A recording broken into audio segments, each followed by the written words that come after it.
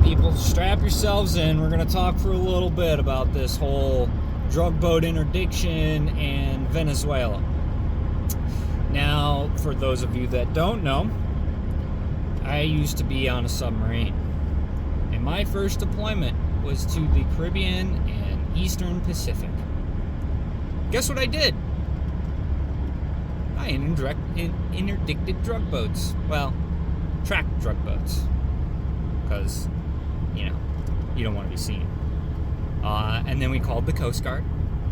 Coast Guard came in, interdicted the boat, captured the guys, captured the drugs, and interrogated them, did whatever after the fact.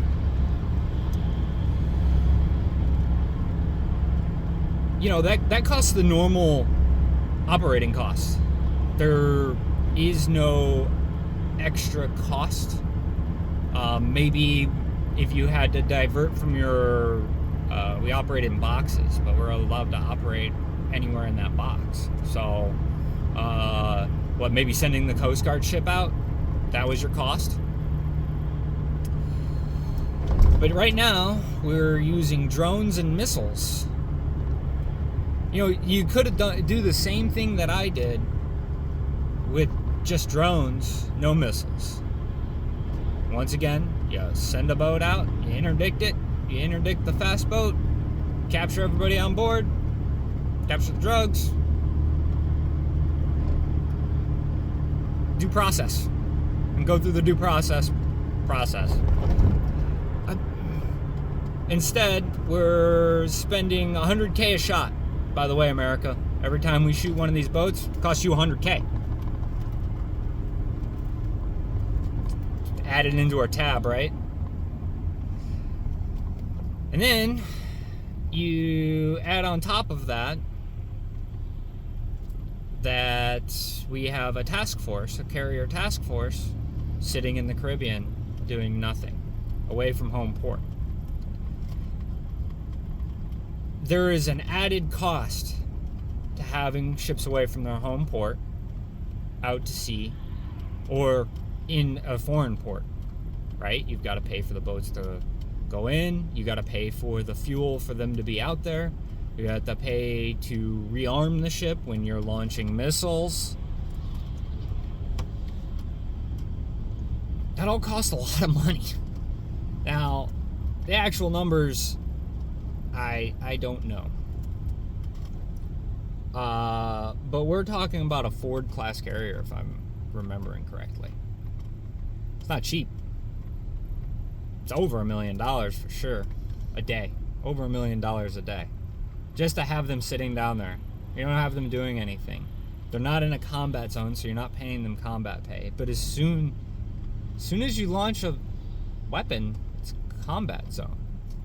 So, I'm curious if you're a current military member and you might happen to be in part of this task force, or maybe you have a friend who's part of the task force.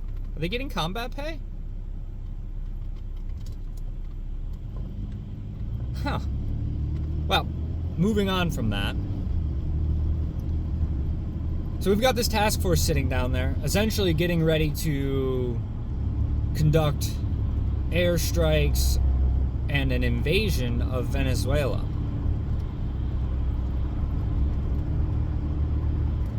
I don't know, maybe you don't care, but I kind of do. Kind of more than do.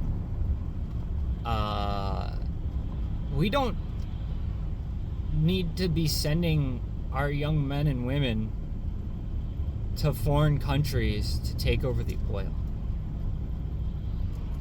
I think we tried this before. I think I actually joined under those false pretenses, and then figured it out while I was in. Oh, we're fucking here for the oil? My second deployment was to the Gulf, by the way.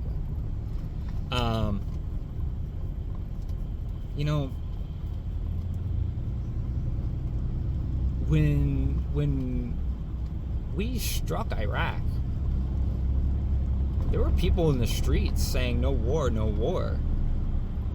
And that was right after 9/11. I think it's obviously the same people that are out right now already protesting. But,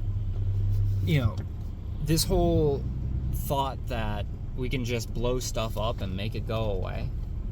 No. That's how you create extremists. That's how you create radicals. Because the only way for them to fight back against you is to be radical. What's happening in America on the streets in Charlotte, and Chicago, Portland, LA, New York, St. Paul, the Twin Cities. You're literally solving the problem by punching and shooting and kicking people and arresting people.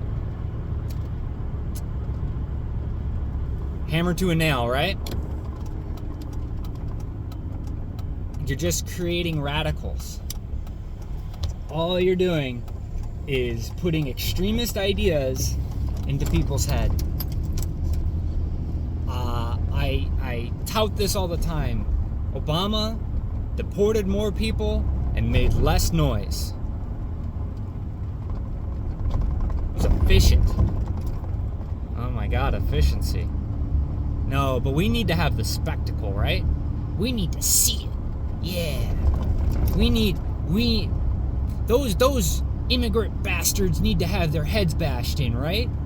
Go fuck yourself. Nobody needs to have their head bashed in. Alright? They're all rapists and murderers. Tell that to the nurse. They got pulled out of her car yelling, I have papers, I have papers. I have papers? I have papers? Go watch The Great Escape. Classic movie. What do the Germans ask for? Show me your papers.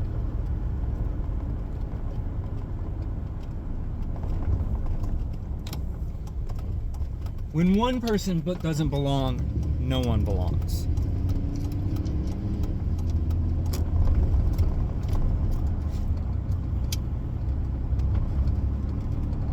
You're creating extremists.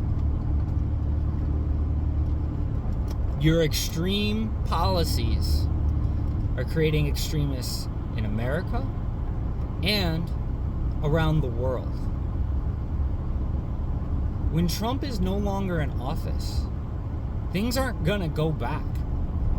It's impossible for them to go back because we have destroyed our relationships around the world, and we've destroyed our relationships internally. Young people don't want to talk to each other.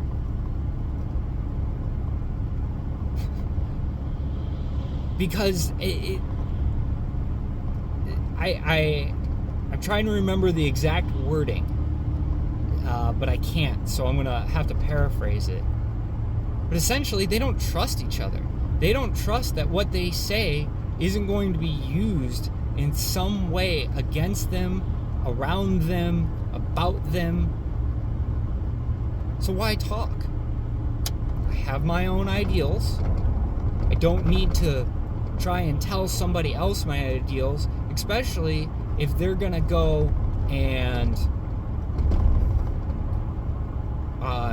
use that against me to destroy any friend group I might have.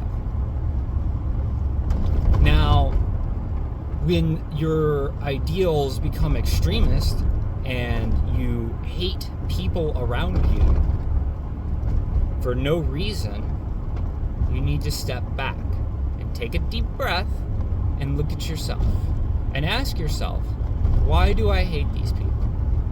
Oh, they're taking the jobs. Well, what jobs are they taking? Is it a job that you're qualified for? Is it a job that you could be qualified for? Is it a job that you're even interested in? Is it something that you would even contemplate doing with your life? If the answer to any of those questions is no, or not really, or I don't care, then why the fuck do you care?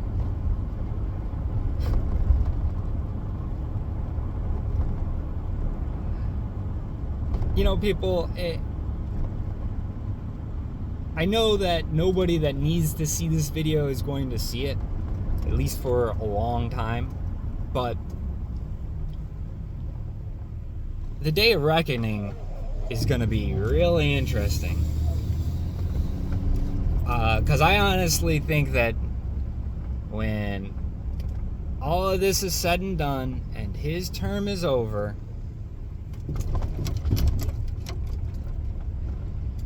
everybody's going to get away with this bullshit. Get away with war crimes, crimes against humanity, crimes against the Constitution.